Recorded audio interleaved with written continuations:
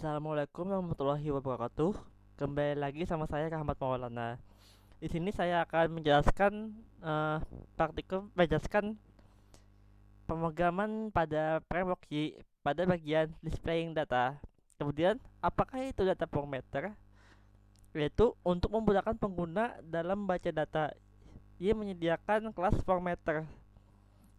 Kelas ini dapat diakses melalui Y app formatter.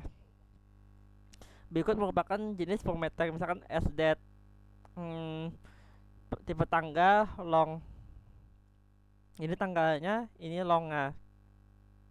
Misalkan outputnya long itu kan Januari 1 2014, ini persen dengan desimalnya 2. Kemudian ini format email, outputnya kurang dari A, format as emailnya.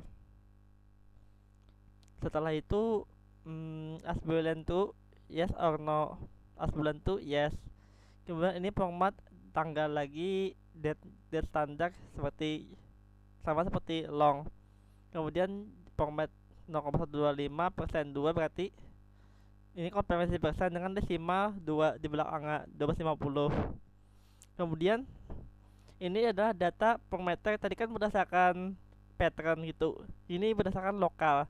Lokal ini merupakan standar dari negara ya gitu. Misalkan untuk format tanggal 6 hari dan bulan disesuaikan dengan bahasa yang dipilih. Dan lokal itu misalkan kayak Jerman dan Amerika itu standarnya beda-beda, dan Indonesia pun juga beda-beda. Kalau yang Amerika kan outputnya bulan dulu baru tanggal. Kalau Jerman satu hurufnya pakai huruf Jerman. Kalau Rusia pakai huruf akrilik atau huruf Rusia sendiri.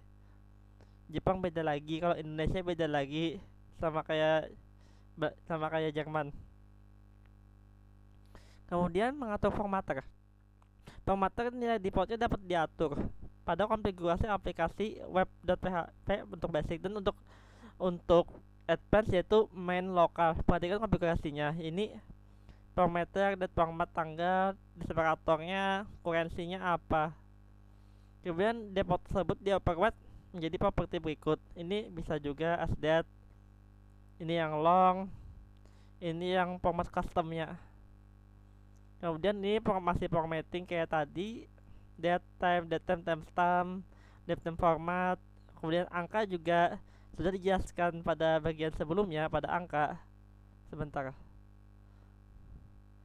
Uh,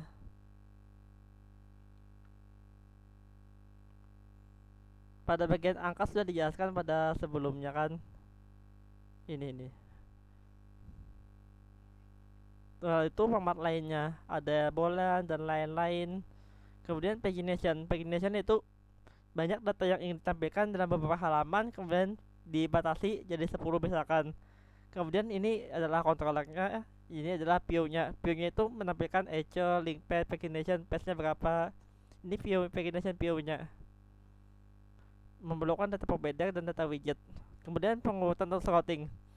Sorting tersebut dapat menyediakan sorting itu masukkan pada order by.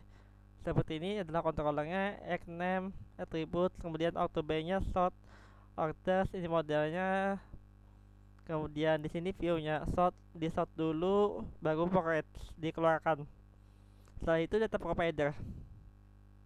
Data provider memiliki 3 macam, itu active, area data provider, dan SQL data provider.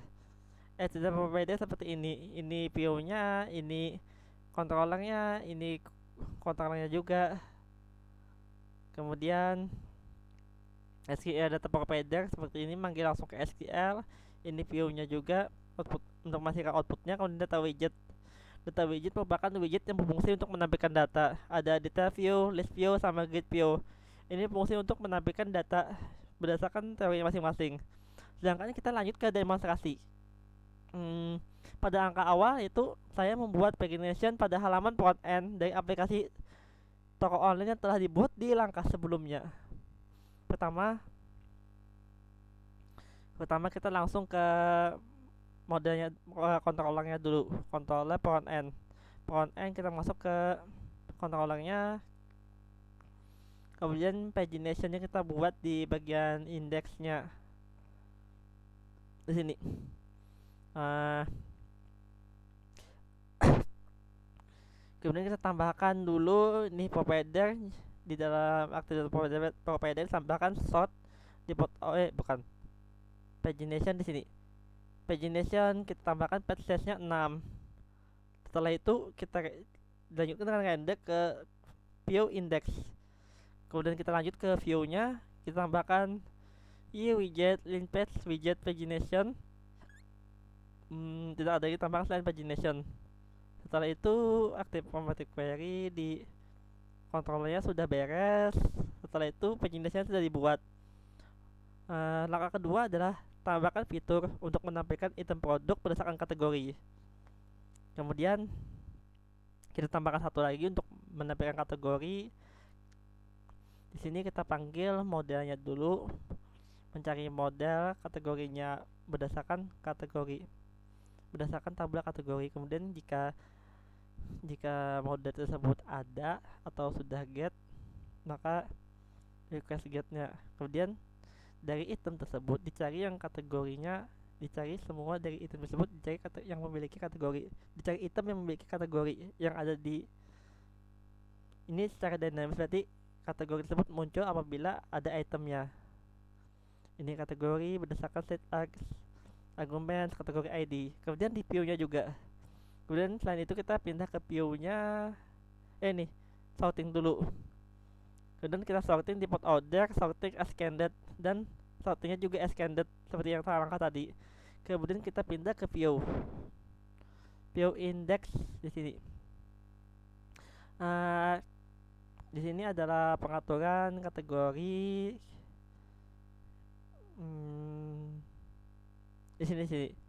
Kemudian kita manggil model item dulu, kita panggil semua yang di item, kemudian kita kaitkan relasinya dengan if yang ini, if yang di sini.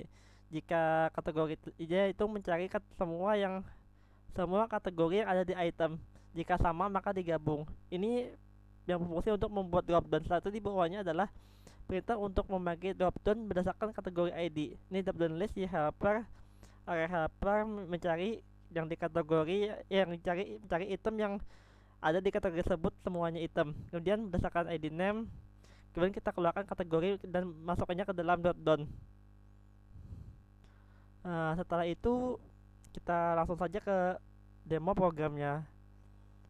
Kita buka front end-nya,